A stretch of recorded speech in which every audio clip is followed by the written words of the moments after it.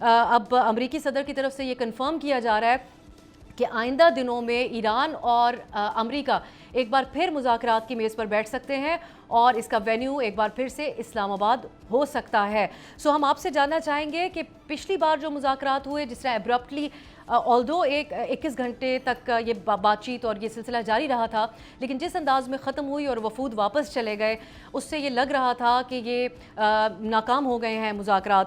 سو اب آپ سمجھتے ہیں کہ وہ جو ایک تاثر تھا کہ بے نتیجہ رہے وہ غلط ثابت ہوا ہے؟ بے نتیجہ تو میں نہیں سمجھتا۔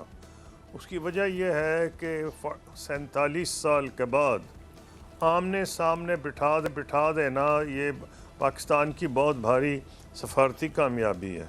تو اس لیے یہ کہنا کہ بے نتیجہ، پہلی بات تو یہ ہے کہ کیونکہ فیس ٹو فیس بات ہوئی ہے، ان کو یہ بھی پتہ چل گیا ہے دونوں کو کہ جی باٹم لائنز کیا ہیں، کہاں کمپرومائز ہو سکتا ہے، کہاں نہیں ہو سکتا، چاہے وہ پبلکلی بتائیں یا نہ بتائیں۔ وہ سیپریٹ ایشو ہے کہ پبلکلی کیا بتائیں گے، کیا پوسچرنگ کریں گے۔ جو خبریں آ رہی ہیں وہ اس نوعیت کی ہیں کہ جو انرچمنٹ پہ جو پریزیڈنٹ ٹرمپ نے کہا ہے کہ جی وہ اس کے اوپر جو اصل میں ڈفرینسز تھے جو برج نہیں ہو سکے، وہ اب اس قسم کی خبریں آ رہی ہیں۔ نیو یارک ٹائمز کی جو سٹوری ہے وہ یہ ہے کہ امریکہ 20 سال کا مورٹوریم پروپوز کر رہا تھا، ایران 5 سال کا۔ اس کا مطلب ہے کہ بیچ میں کوئی گنجائش ہے کہ اگر ایران پروسیسنگ کرے اتنی لو لیول کی، یہ میرا ایک اپنا اندازہ ہے، اور جس کو مورٹوریم کو پھر ڈیفائن کرنا پڑے گا کہ اس کا کیا مراد ہے۔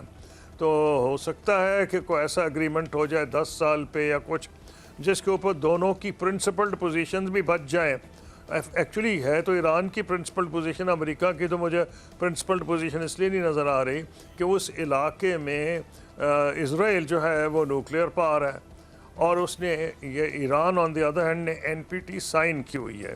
NPT سائن کا مطلب ہے کہ وہ ویسے ہی دے آر کمیٹڈ کہ بام نہ بنائیں، اور ایوری تھنگ سبجیکٹ ٹو جو IAEA سیف گارڈز۔ اب یہ اور ایران نے گڈ فیتھ دکھایا تھا جب پریزیڈنٹ اوباما تھے اور JCPOA کا اگریمنٹ ہوا تھا، ایران نے تو خود بھی دکھا دیا تھا، لیکن پریزیڈنٹ ٹرمپ ایک ریپبلکن پارٹی کے ایک رائٹ ونگ سے تعلق رکھتے ہیں، اس میں ان کو یہ منظور نہیں تھا۔ مجھے نہیں سمجھ آئی کیوں ان کو اعتراض تھا۔ بہر صورت اعتراض ہے جیسے اسرائیل کو ہے، جو ان کی لابی ہے پریزیڈنٹ ٹرمپ کی، اس میں شاید اس قسم کے لوگ ہیں، ان کو تو آج کل کرسچن زائنسٹ کہا جا رہا ہے، جو کہ یہ سمجھتے ہیں کہ یہ ان کے عقیدے کا حصہ ہے اور وہ ان کو سپورٹ کر رہے ہیں۔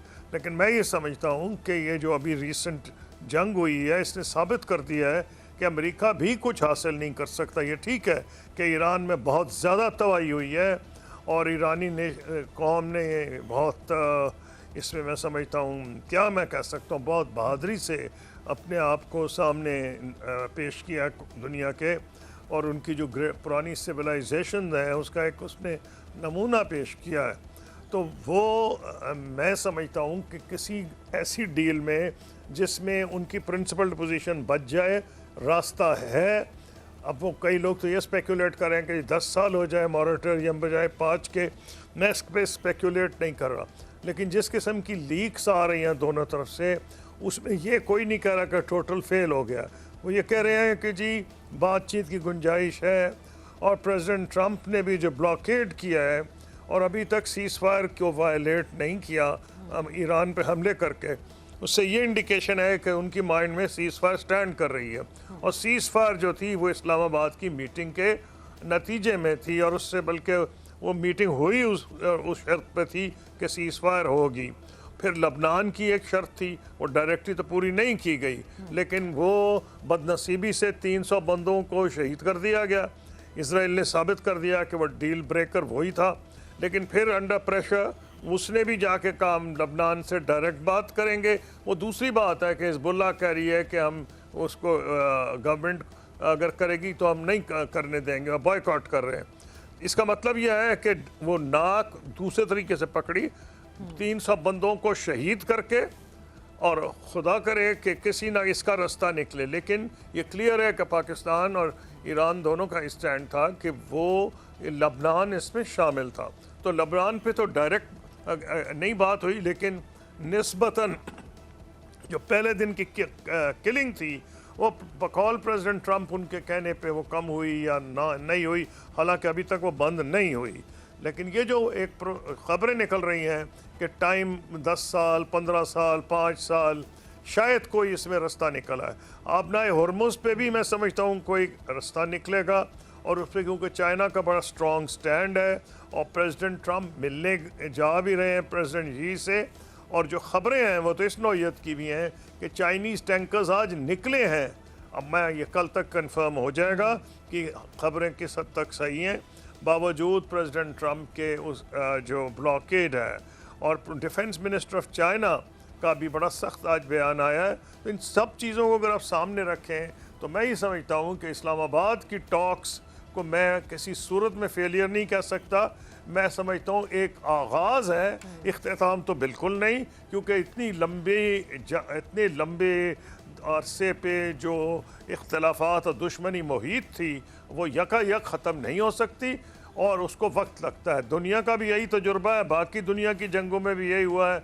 वियतनाम की जंग में भी ये हुआ कि कई साल अमेरिका बरसा रहा था अपने बॉम्ब, लेकिन उनकी पेरिस में मीटिंग हो रही थी हेनरी किसिंगर की वियतनाम के नुमाइंदे से। तो ये अच्छी बात है जो ख़बरें आ रही हैं कि अभी भी शायद उनके आपस में कॉन्टैक्ट्स हैं। जी, कसर से तमाम पहलुओं से ही इस मामले को एड्रेस किया है, लेकिन सदर ट्रंप की क्योंकि बुनियादी एक एतराज़ न्यूक्लियर प्रोग्राम के हवाले से ही इन मुज़ाकरात में सामने आया है, तो सदर ट्रंप भी तो अपने माजी के बयानिए के बुरी तरह से कैदी बने हुए हैं। JCPA की जो हम बात कर रहे हैं, उन्होंने सदर ओबामा के ख़िलाफ़ एक पूरा महाज खड़ा किया, और ये उनका भी मौक़िफ़ था और नेतन्याहू के मौक़िफ़ को भी वो दोहराते रहे कि इस न्यूक्लियर डील ने जो ओबामा के दौर में हुई थी, इसने ईरान को मज़ीद मजबूत किया। सो अब आपकी नज़र में जब 2015 के मुकाबले में ईरान आज एक इंटायरली मुख्तलिफ पोजीशन में है, एक जंग चल रही है, उनका गम गुस्सा भी उरूज पर है कि जिस तरीके से इस जंग के आगाज़ में ही उनकी आला क़यादत को निशाना बनाया गया, तीसरी तरफ वो मुकाबला भी कर रहे हैं, तो इसलिए उनको एक अखलाकी तौर पर भी बरतरी हासिल है। क्या आज ईरान कोई लचक दिखाएगा माजी के मुकाबले, अगर कोई ज़्यादा सख्त मुआहदा करना चाहेंगे सदर ट्रंप, और या फिर ऐसा कोई मिडिल ग्राउंड मौजूद है जिसमें सदर ट्रंप को कोई फेस सेविंग मिल जाए न्यूक्लियर मुआहदे के तहत? देखिए, ना सिर्फ अरब, इन्होंने प्रेसिडेंट ट्रंप पता नहीं किस बुनियाद पर, या उन्हें नाउज़ुबिल्लाह को इल्हाम हो जाता है, उनसे कल पूछा गया कि जी आपको कोई सपोर्ट करेगा, उनका हाँ जी कुछ करेंगे। भाई करना तो नेटो ने था, उन्होंने तो जवाब दे दिया, बरतानिया का भी जवाब आ गया, फ्रांस का भी जवाब आ गया है, और नेचुरली वो तो सपोर्ट नहीं कर सकते। गल्फ़ के ममालिक उनको तो तबाही के किनारे पे खड़े कर देंगे, अगर क्योंकि ईरान ने कहा है कि अगर हमारे पोर्ट्स बंद है तो दूसरों का भी पोर्ट्स बंद है, तो ये तो सस्टेनेबल ही नहीं है। इसका मतलब यह है कि रास्ता कोई निकलेगा। और जो आपने मुझसे सवाल पूछा, शायद फेस सेविंग के लिए उसको कह दिया जाएगा ओबामा प्लस। वो प्लस क्या होगा मुझे नहीं पता, कि अगर उसमें, मुझे तो एग्जैक्ट याद नहीं, अगर 3.6 एनरिचमेंट थी तो हो सकता है कम हो जाए, हो सकता है पीरियड में को हो जाए, हो सकता है कोई छोटी मोटी उसमें तब्दीली कर दी जाए और प्रेसिडेंट ट्रंप उसको विक्ट्री डिक्लेयर कर दे और ईरान भी विक्ट्री डिक्लेयर कर दे। ऐसे मामलात में एक ही रास्ता होता है कि दोनों पार्टीज़ विक्ट्री डिक्लेयर कर दें, क्योंकि आजकल की जंगों में चाहे एक सुपर पावर हो, क्योंकि वॉर का नेचर चेंज हो गया। आपने देखा कि एक कितना बड़ा मुल्क है रूस, 4 साल हो गए हैं वो अपना यूक्रेन में, उसका ठीक है एक हिस्से पे उसने कब्ज़ा किया है, लेकिन वो हिस्सा वही है जो शुरू में कब्ज़े में आ गया। आजकल वेपन्स इस किस्म के आ गए हैं कि एक किस्म का इक्वलाइज़र है, जो बड़े बड़े एयरक्राफ्ट कैरियर्स, बड़े बड़े जहाज़, महंगे महंगे जहाज़ जो लोग ले लेते थे एसिमेट्रिक वॉरफेयर में, जिसमें आजकल यूज़ हो रही हैं, ड्रोन्स भी यूज़ हो रहे हैं और सस्ती किस्म के रॉकेट्स बजाय बड़े बड़े महंगे मिसाइल्स के, तो एक किस्म की उसने डेमोक्रेटाइजेशन वॉर की कर दी है गरीब और अमीर के दरमियान। तो मुझे ये लग रहा है कि गरीब अमीर का मतलब है गरीब मुल्क और अमीर मुल्कों के दरमियान। तो ऐसे लग रहा है कि प्रेसिडेंट ट्रंप को क्योंकि कुछ हासिल नहीं होगा मज़ीद बॉम्बिंग करके, तो मैं यही समझना चाहिए कि अगर कुछ हासिल नहीं होगा तो ये बाकी पॉस्चरिंग है और कोई ना कोई रास्ता निकलेगा, और इस्लामाबाद की जो टॉक्स थी उसी से रास्ता निकलेगा, जहाँ ख़त्म हुई थी बात आगे वहीं से चलेगी। इस सारी सूरत हाल में कसूरी साहब, चीन एक ऐसे मुल्क के तौर पर है जो मुसलसल आलमी कवानीन की पासदारी के हवाले से बात कर रहा है। चीनी सदर शी जिनपिंग की अहम मुलाकातें हुई अबू धाबी के क्राउन प्रिंस से और स्पेन के प्राइम मिनिस्टर, वही स्पेन के प्राइम मिनिस्टर जिन्होंने बड़ी सख्त मुखालफत की अमरीका की इस जंग की। और सदर शी जिनपिंग ने बाकायदा तौर पर जो इस सारी जंग पे अपना तबसरा पेश किया है, उसमें उन्होंने खबरदार किया है कि दुनिया जंगल के कानून की तरफ ना जाए। मल्टीलैटरलिज्म के हवाले से जो चाइना का बयानिया है उसको भी उन्होंने रिपीट किया है और आलमी कवानीन के तहत चलने की भी बात की है। आपकी नज़र में इस तमाम क्राइसिस में चाइना ने खुद को किस तरीके से प्लेस किया है, कैसे देखा आपने चाइनीज़ डिप्लोमेसी को? देखिए, सितम ज़रीफ़ी ये है कि ये अमेरिका क्लेम करता था और राइटली कि जो नया world order second world war के बाद बना है उसके जो करता धरता थे यूनाइटेड स्टेट्स ऑफ अमेरिका था। और हालांकि फ्रांस और जर्मनी उस वक्त की कोई, ठीक है विक्टर्स तो वो थे, लेकिन कोई इतनी बड़ी पावर्स नहीं थी कि उनको वीटो पावर दे दी जाती। तो सारा का सारा जो ऑर्डर था वो 1945 के ऊपर बेस था।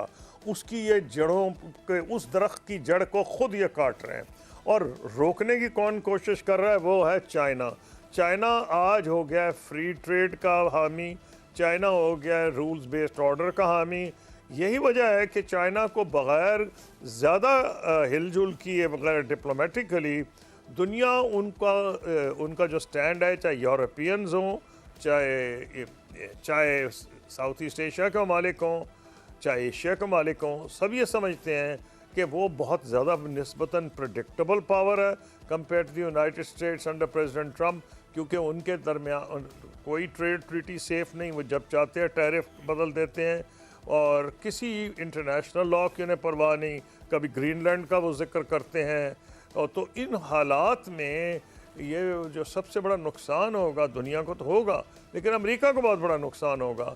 अमेरिका का ये ख्याल है, प्रेसिडेंट ट्रम्प के जो सपोर्टर्स हैं वो उस क्लास से बिलोंग करते हैं जिन्हें ये समझाया गया है और कोई उनको गलत समझाया गया है कि दुनिया अमेरिका के एक्सपेंस पे अमीर हो गई है। नहीं, ऐसी कोई बात नहीं है। फैक्ट्रीज़ अगर चाइना चली गई तो अमेरिका तो आज नॉलेज इंडस्ट्री की बुनियाद पर कायम है। नॉलेज जितनी एक्सपोर्ट उनके बड़ी बड़ी कंपनीज़ हैं वो अगर आप उन सर्विसेज को बीच में ले आएँ तो America is the net gainer. लेकिन वो रस्ट बेल्ट से उनको वोट मिला है, तो वो ये समझते हैं कि जब तक वो धुएँ वाली फैक्ट्रियाँ नहीं आएंगी अमेरिका में, उनकी डिमांड पूरी नहीं होगी।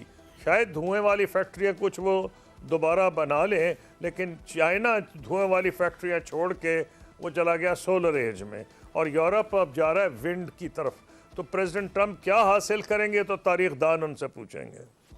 कसूरी साहब, इस जंग के नतीजे में हमें एक और भी गैर मामूली सूरत हाल देखने में आई, जहां सदर ट्रम्प हर गुजरते दिन हम देखते हैं कि अपने नेटो के इत्तेहादियों को, यूरोपीय ममालिक को सख्त तनकीद का निशाना बनाते हैं और इन ममालिक की तरफ से भी हर तरह से अमेरिका की इस जंग से फासला इख्तियार किया गया।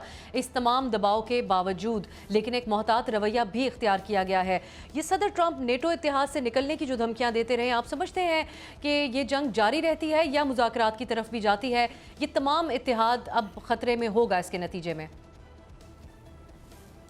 नहीं, देखिए अभी तक जो इंडिकेशन है, सबसे ज़्यादा क्रेडिट तो मैं स्पेन के प्राइम मिनिस्टर को देता हूँ, जिन्होंने ब्लंटली पहले ही कह दिया इस जंग के ख़िलाफ़ वो बोल पड़े थे। और बरतानिया के प्राइम मिनिस्टर बड़े खुल के कह रहे हैं इट्स नॉट अ वॉर। इसी तरह जर्मनी की तरफ से आ रहा है। तो कौन सी नेटो है जिसमें न बरतानिया है ना उसमें जर्मनी है? अमेरिका तो एक तरफ है, तो नेटो कहाँ चली गई फिर? इसका मतलब ये है कि प्रेसिडेंट ट्रम्प या तो पब्लिक ओपिनियन को तैयार कर रहे हैं अमेरिका में कि नेटो से वो खैर बात कहने के लिए, क्योंकि वो कहेंगे देखिए हमारी तो मदद नहीं की ये वो। हालांकि नेटो के चार्टर में है ही नहीं वो डिफेंसिव। वो कहते हैं कि अगर एक पे हमला होगा तो हम आएंगे। हमला तो अमेरिका ने किया है। और नंबर 2, ये जो अमेरिका का फैसला है इसमें तो मंतक ही कुछ नहीं है। यानी एक होता ना एंड गेम को समझ आ रही हो, बरतानिया किस लिए आए? अगर उसको कोई नज़र ही तो आए ना। जर्मनी, फ्रांस, इटली, स्पेन सब ये समझते हैं कि इज़ मच बेटर कि ईरान से, गल्फ़ के ममालिक से बैठ के under the cover of international law को रास्ता निकाला जाए। یہ جنگ سے تو کچھ بھی نہیں حاصل ہوگا. سبسکرائب کریں اور بیل دبائیں تاکہ کوئی خبر رہ نہ جائے.